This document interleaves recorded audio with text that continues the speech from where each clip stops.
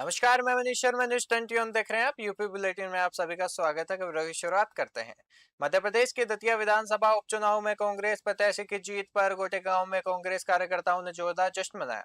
जीत की खबर मिलते ही पुराना बस स्टैंड पर बड़ी संख्या में कार्यकर्ता एकत्रित हुए और इस दौरान आतिशबाजी की गई, ढोल नगाड़े बजाए गए और एक दूसरे को मिठाई खिलाकर बधाई दी गई।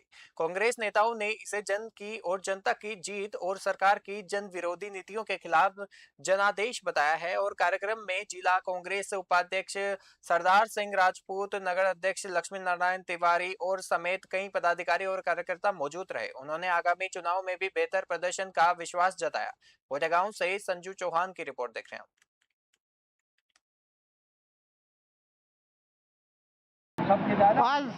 आज दतिया उपचुनाव जीतने पर आपका क्या कहना है? मध्य प्रदेश कांग्रेस कमेटी के नेतृत्व में दतिया का जो उपचुनाव आदरणीय जीतू पटवारी जी और उनकी जो सीनियर टीम के द्वारा लड़ा गया, जिसमें सभी वरिष्ठ नेताओं ने पहुंचकर जोरदार प्रचार किया और जैन जी से लेकर नए जो परिवर्तन के दौर में कांग्रेस पार्टी के साथ किसान, जवान और युवा तीनों आया है। शामली के कैराना स्थित ऊंचा गांव में निर्माणाधीन पीएसी वाहिनी परिसर का पुलिस महानिदेशक आलोक सिंह ने निरीक्षण किया। इस दौरान उन्होंने पौधारोपण कर पर्यावरण संरक्षण का संदेश दिया। कार्यक्रम में शामली एसपी एनपी सिंह ने उनका स्वागत किया, जिसके बाद उन्हें गार्ड ऑफ द ऑनर दिया गया। डीजी ने करीब 233 करोड़ रुपए की लागत से बन रहे आवासीय और अनावासीय भवनों के निर्माण कार्यों की प्रगति की समीक्षा की और अधिकारियों को गुणवत्तापूर्ण बनाए रखने और तथा समय सीमा में कार्य पूरा करने के निर्देश दिए। निरीक्षण के दौरान पीएसी मेरठ परिक्षेत्र की डीआईजी कल्पना सक्सेना समेत कई पदाधिकारी मौजूद रहे। शामली से मुनावर पवार की रिपोर्ट देख रहे हैं।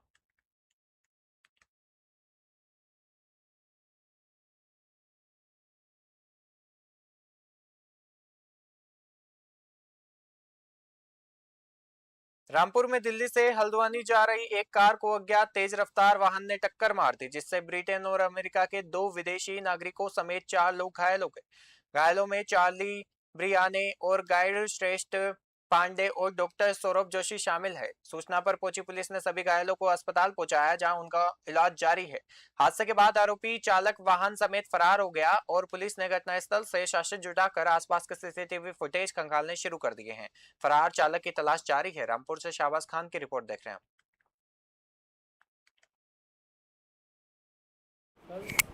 एक टीम दिल्ली से हल्द्वानी के लिए जा रहे थे, जिनका एक्सीडेंट हुआ, तो उसमें क्या क्या कितने लोगों की चोटें आई हैं और कौन लोग थे?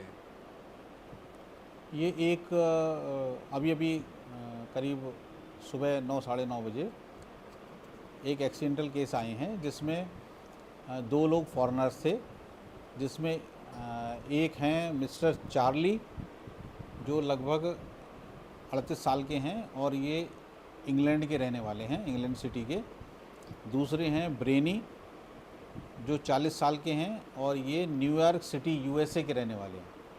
ये लोग दिल्ली से हल्द्वानी जा रहे थे और जाने के बाद इनका रास्ते में एक्सीडेंट हुआ है हाईवे पे, और उसके बाद फिर यहाँ पर लाए गए थे। उन्हें यहाँ पर सभी ट्रीटमेंट उपलब्ध करा दिया गया, प्राइमरी ट्रीटमेंट भी करा दिया गया उनकी। रामपुर के बिलासपुर में रामलीला ग्राउंड क्षेत्र निवासी अधिवक्ता उदय तिवारी ने पड़ोसियों पर घर में घुसकर मारपीट करने का आरोप लगाया है। पीड़ित के अनुसार कार का शीशा टूटने के विवाद में भुगतान किए जाने के विरोध में बावजूद आरोपी अपने साथियों के साथ घर पहुंचे कथित तौर पर लोहे की रोड से उनके सिर पर हमला कर दिया, जिससे वह गंभीर रूप से घायल हो गए। उन्होंने आरोप लगाया कि घटना के दौरान उनकी पत्नी के साथ भी मारपीट की गई। घटना अधिवक्ता का सामुदायिक स्वास्थ्य केंद्र में उपचार कराया गया। पुलिस का कहना है कि शिकायत के आधार पर मामले की जांच की जा रही है और जांच में सामने आए तथ्यों के आधार पर आगे की वैधानिक कार्रवाई की जाएगी। बिलासपुर से राहुल दिवाकर की रिपोर्ट देख रहे हैं। किस बात को लेकर? कार का विवाद था। कार का शीशे का टूट गया तो शीशा बंदर को मारने के भेजे थे, उसके पेमेंट सारे पैसे उसे दे दिए थे। इस टाइम कौन कौन आए थे? इस टाइम पीके जैन का लड़का था, छोटा वाला। क्या नाम? संदेश जैन का लड़का था। कनू संदेश जैन का, आदेश जैन का लड़का था। नाम बताओ उनके। जो तेज जैन था, कनू जैन था, श्रेय जैन और अतिन अतिन अग्रवाल पीछे खड़ा हुआ था। और कौन था? ये 4 जने 5 जने थे। किस चीज से वार किया है तुम्हारे ऊपर? लोहे की रॉडें थी हाथ में इन लोगों की। अच्छा लोहे की रॉड थी और एक के हाथ में इतना बड़ा चाकू था। अच्छा। घर में घुस गए और सब शराब के नशे में मेरे घर के अंदर घुस गए। लखनऊ में एक भारत आंदोलन ईवीएम के प्रतिनिधि मंडल ने राष्ट्रपति, प्रधानमंत्री, उत्तर प्रदेश की राज्यपाल और मुख्यमंत्री के नाम प्रधान डाकघर चौक से ज्ञापन प्रेरित किया। ज्ञापन में समान अवसर, शिक्षा व्यवस्था में सुधार और आरक्षण व्यवस्था की समय समय पर समीक्षा और सामाजिक समरसता और वास्तविक जरूरतमंदों तक सरकारी योजनाओं का लाभ पहुंचाने की मांग की गई। आंदोलन के प्रतिनिधियों ने कहा कि यह किसी वर्ग या समुदाय के विरोध का अभियान नहीं, बल्कि संविधान के समानता, न्याय और बंधुत्व के मूल्यों को मजबूत करने का लोकतांत्रिक प्रयास है। साथ ही सरकार से मांगों पर विचार कर लिखित जवाब उपलब्ध कराने का भी अनुरोध किया गया। लखनऊ से प्रद्युम्न दीक्षित की रिपोर्ट देख रहे हैं। कौशाम्बी में गुरोली चौकी इंचार्ज पर एक पीड़ित ने विवादित भूमि पर न्यायालय के स्थगन आदेश के बावजूद निर्माण कराए जाने का आरोप लगाया है। पीड़ित का दावा है कि संबंधित मामला सिविल न्यायालय में विचाराधीन है और अंतरिम स्टे आदेश के होने के बावजूद मौके पर निर्माण कार्य जारी है। उन्होंने पूरे घटनाक्रम का वीडियो सोशल मीडिया पर साझा करते हुए पुलिस पर कब्जा दिलाने का आरोप लगाया है। पीड़ित ने उच्च अधिकारियों से मामले की निष्पक्ष जांच कर दोषियों के खिलाफ उचित कार्रवाई की मांग की है और फिलहाल आरोपों की आधिकारिक पुष्टि नहीं हुई है। कौशाम्बी से अरविंद शुक्ला की रिपोर्ट देख रहे हैं।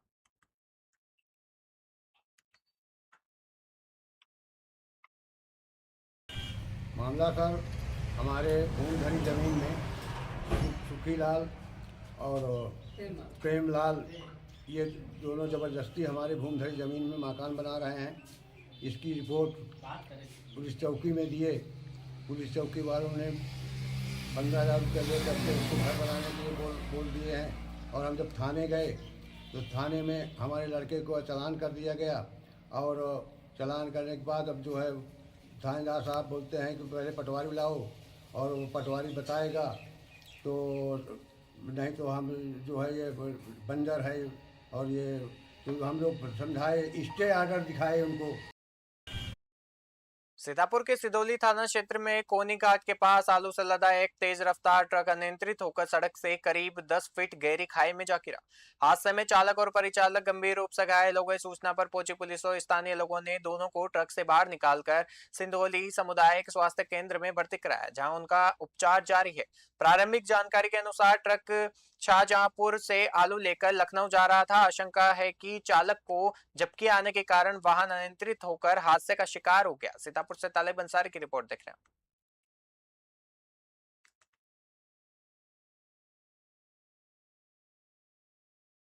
बहराइच के नानपारा कोतवाली क्षेत्र में जलाभिषेक कर लौट रहे एक परिवार की बाइक को अज्ञात वाहन ने टक्कर मार दी। हादसे में 40 वर्षीय सुमित्रा और उनकी 17 वर्षीय बेटी गहना की मौके पर ही मौत हो गई, जबकि बाइक चला रहे 45 वर्षीय भोला सरकार गंभीर रूप से घायल हो गए। घायल को अस्पताल में भर्ती कराया गया और सूचना पर पहुंची पुलिस ने दोनों शवों को पोस्टमार्टम के लिए भेज दिया और फरार वाहन चालक की तलाश शुरू कर दी है। घटना के बाद परिवार में मातम का माहौल है। बहराइच से राहुल वर्मा की रिपोर्ट देख रहे हैं।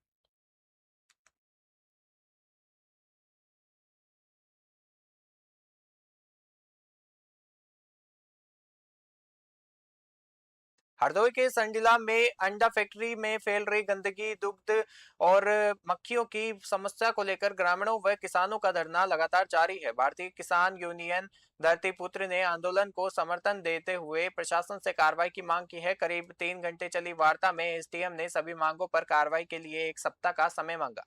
किसान नेताओं ने चेतावनी दी कि तय समय में समस्या का समाधान नहीं हुआ तो मुख्यमंत्री की विधानसभा का घेराव किया जाएगा। और किसानों का कहना है कि फैक्ट्री के अपशिष्ट से ग्रामीणों का स्वास्थ्य प्रभावित हो रहा है और कई शिकायतों के बावजूद स्थायी समाधान नहीं हुआ है। हरदोई से अनिकेत कुमार की रिपोर्ट देख रहे हैं।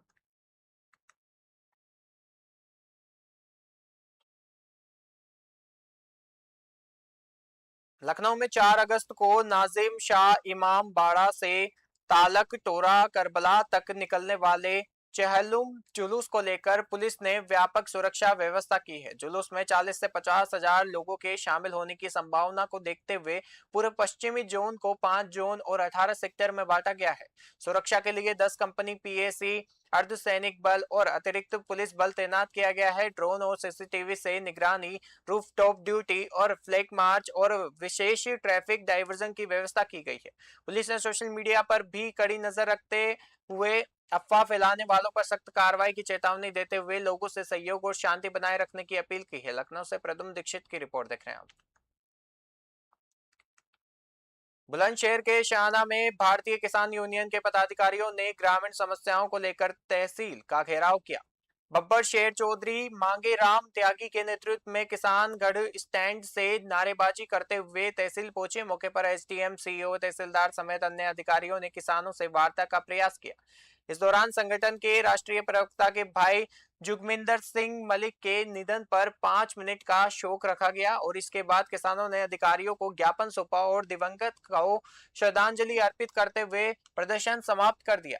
कार्यक्रम में संगठन के कई पदाधिकारी और बड़ी संख्या में किसान मौजूद रहे। बुलंदशहर से शहरोज खान की रिपोर्ट देख रहे हैं।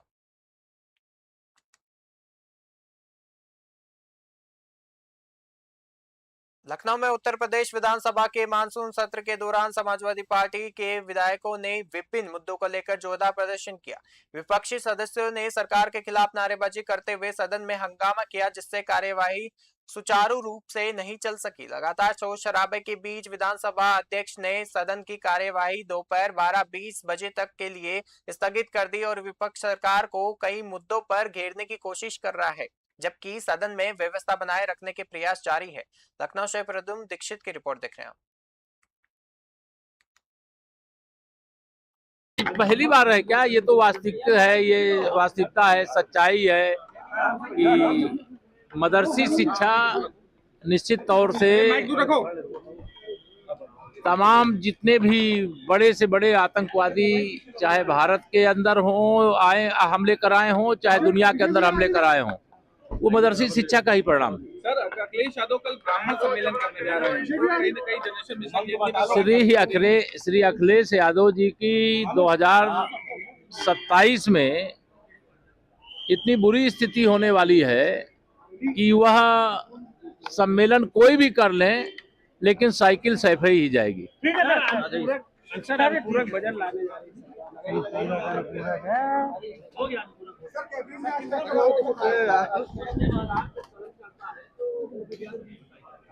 ठीक है सर, ठीक है।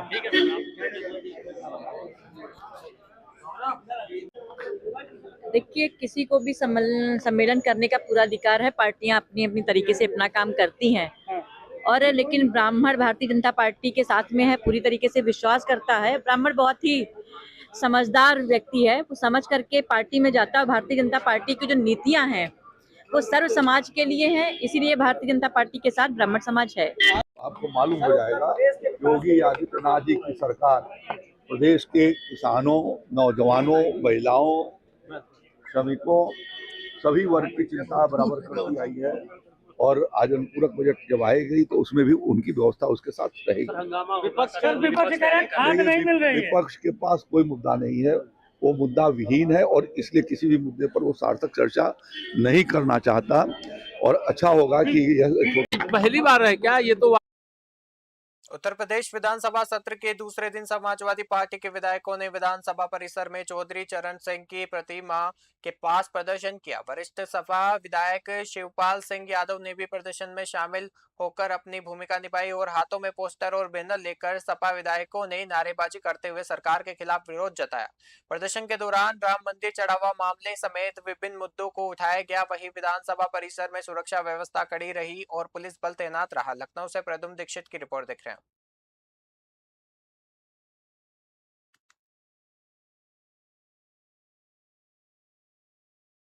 अखिलेश यादव को धन्यवाद। देखिए, माननीय अखिलेश यादव जी ने स्पष्ट कहा था कि ये एक रंगी लोग, वर्चस्ववादी लोग, आरक्षण घोटाला करने वाले लोग, भगवान श्री राम जी को जो है कहीं ना कहीं उनकी आस्था से खिलवाड़ करने वाले लोग, इनको जनता चुनाव हराएगी। क्या अखबार लाते हैं, क्या बजट लाते हैं, 30% तो खर्च नहीं कर पाते हैं। और ये सरकार चंदा चोर, चढ़ावा चोर और बजट चोर, बजट में नहीं खर्च कर पा रही। पर अखिलेश यादव को धन्यवाद। देखिए, माननीय अखिलेश यादव जी ने स्पष्ट कहा था कि ये एक रंगी लोग, वर्चस्ववादी लोग, आरक्षण घोटाला करने वाले लोग, भगवान श्री राम जी को जो है कहीं ना कहीं उनकी आस्था से खिलवाड़ करने वाले लोग, इनको जनता चुनाव हराएगी। क्या अखबार लाते हैं, क्या बजट लाते हैं, 30% तो खर्च नहीं कर पाते हैं। और ये सरकार चंदा चोर, चढ़ावा चोर और बजट चोर, बजट में नहीं खर्च कर पा रही। पर अखिलेश यादव को धन्यवाद। देखिए, माननीय अखिलेश यादव जी ने स्पष्ट कहा था कि ये एक रंगी लोग, वर्चस्ववादी लोग, आरक्षण घोटाला करने वाले लोग, भगवान श्री राम जी को जो है कहीं ना कहीं उनकी आस्था से खिलवाड़ करने वाले लोग, इनको जनता चुनाव हराएगी। क्या अखबार लाते हैं, क्या बजट लाते हैं, 30% तो खर्च नहीं कर पाते हैं। और ये सरकार चंदा चोर, चढ़ावा चोर और बजट चोर, बजट में। रामपुर के थानागंज क्षेत्र में बग्गी बाईपास पुल के पास पुलिस और कथित गोकश बदमाशों के बीच देर रात मुठभेड़ हुई। पुलिस के अनुसार संदिग्धों ने रोकने पर पुलिस टीम पर फायरिंग की, जिसके जवाब में की गई कार्रवाई में 3 आरोपी घायल हो गए, जबकि एक आरोपी मौके से फरार हो गया। गिरफ्तार आरोपियों की पहचान दानिश, जावेद और मलिक के रूप में हुई है, जिन्हें गोली लगने के बाद उपचार के लिए अस्पताल भेजा गया। मौके पर तमंचे, छुरी और गोकशी में प्रयुक्त अन्य उपकरण बरामद किए गए हैं। अतिरिक्त पुलिस अधीक्षक अनुराग सिंह और सीओ सिटी ने घटनास्थल का निरीक्षण किया। पुलिस फरार आरोपियों की तलाश में दबिश दे रही है। रामपुर से शाहबाज खान की रिपोर्ट देख रहे हैं।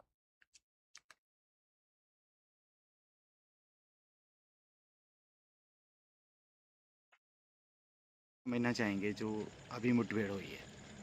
आज थानागंज क्षेत्र में प्रातःकाल एक जगह गौवंशी अवशेष मिले, जिसमें तत्काल पंजीकृत किया गया और हमारे पुलिस अधीक्षक महोदय द्वारा 3 टीमें गठित की गई, जो इसमें लगातार काम करती रही।